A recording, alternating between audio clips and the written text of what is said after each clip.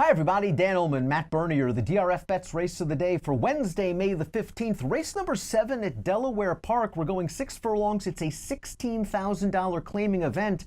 And remember the money back offer for the DRFBets Race of the Day this month. Bet $7 to win on any one horse. And if your selection finishes second or third, you get your money back. Learn more at promos.drf.com. Let's meet this field of 3-year-old fillies getting set to go 3/4 of a mile. You can access free formulator past performances on the Race of the Day event page at drf.com. Download them, handicap along with us. We'll take the field in post position order, beginning with the number 1, Our True Sensation. Tried a little turf experiment last time out. Really don't like the Yes It's Trues on turf. She popped, she stopped. She's getting back to her best surface on Wednesday. It certainly is, like you say, a couple of wins out of 4 lifetime starts on dirt. My concern is both of them came in gate-to-wire fashion. I think there's some legitimately fast horses in this race.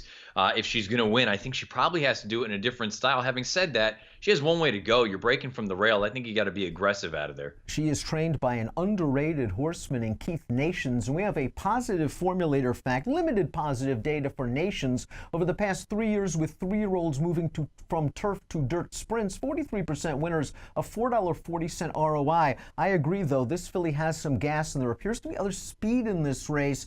It might set up for a stalker or a closer. The number 2 is Sky Run. This horse claimed out of her most recent start at Gulfstream Park by Marcus Vitale. The third-place finisher came back to win with a 59 Beyer speed figure, but she needed a drop to a $6,250 non-winners of 2 life to do so. She's another one with speed. Yeah, another one with big speed. And again, I just feel like there's a number of them that want to have that similar running style where you go and you dictate things on the front end. Well, they all can't do it. Someone's going to need to be sort of in a position where you either blink or they're all going to end up paying for it. You brought up the third-place finisher. The winner also came back and earned a 54 next out. Didn't win, but ended up earning a decent enough number. My big concern, not that Marcus Vitale is not a good trainer, difficult to clean him off of a 40% trainer in Gilberto Zurpa.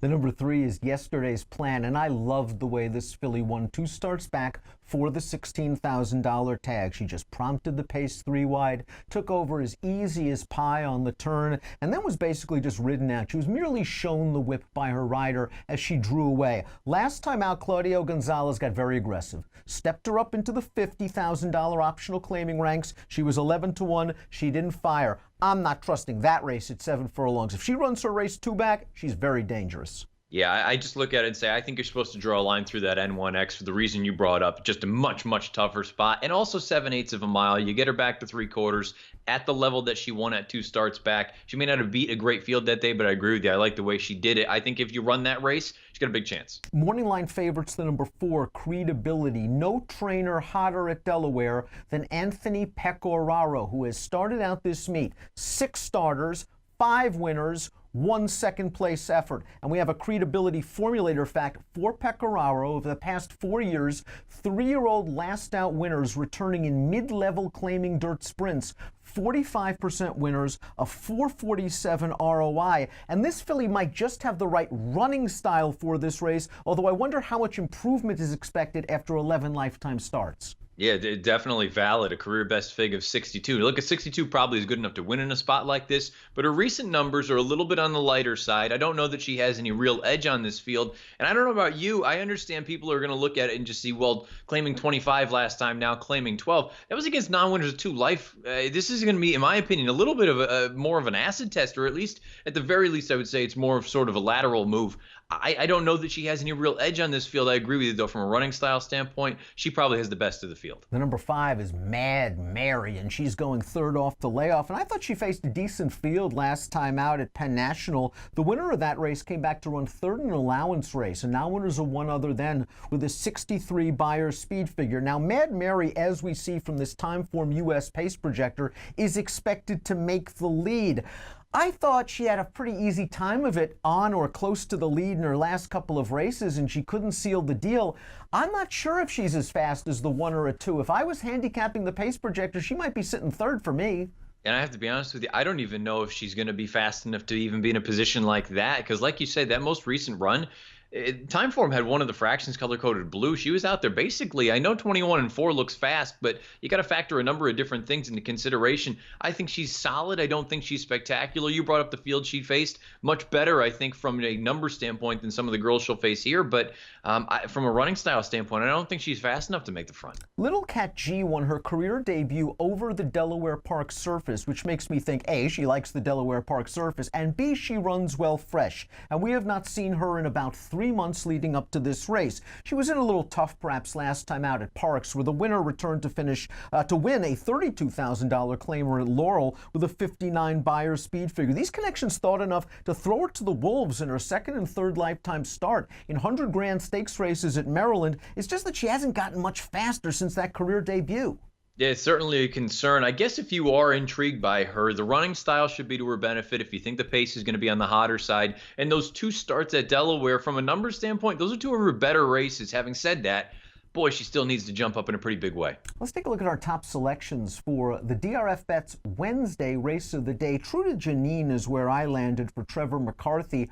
She could not have won her first and only dirt start for Jamie Ness any easier. I know it was not a strong field of $16,000 maiden claimers, but she took over the lead and was basically ridden out into the 16th pole and then was just geared down the final 150 yards.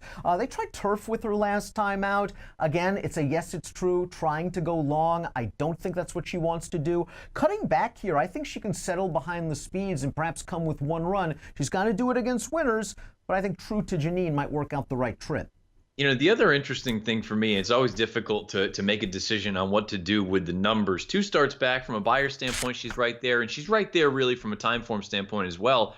She earned a giant number from a Timeform standpoint in that turf race most recently, a raw 93. If she runs anything close to that and it translates to the dirt, she's going to win by 100. But I always have a hard time deciding what I want to do with that. Do I think that's an accurate sort of representation of what she can do on the dirt? I agree with you. If you get something similar to the run 2 back, or maybe she improves slightly from it, you have to look at her as a player. You're going with the 3 yesterday's plan, and I'm worried about this source. I'm concerned I didn't use her in my top selections because she's in career best form for a red-hot trainer and was just simply in too tough last time out, which means she's dirtied up. I think it was just an ambitious placing. I also don't blame Claudio Gonzalez for taking a shot, seeing what she could do, because she looked good 2 starts back. I think if you get back to an effort like that, a little bit more representative of what we'll get here on Wednesday, I think she's got a chance at what should be a decent enough price. She is 4-1 on the morning line. Give me numbers. 3, 4, 7, 2. 7-2-5-1 for me in the DRFBets Wednesday race of the day. It's the 7th race at beautiful Delaware Park. Remember the money back offer with DRFBets. Learn all you need to know at promos.drf.com, but the gist is bet $7 to win on any one selection in any race of the day this month, and if your pick runs second or third, you get your money back. Approximate post time for the 7th at Delaware on Wednesday, 3:57 Eastern. Best of luck.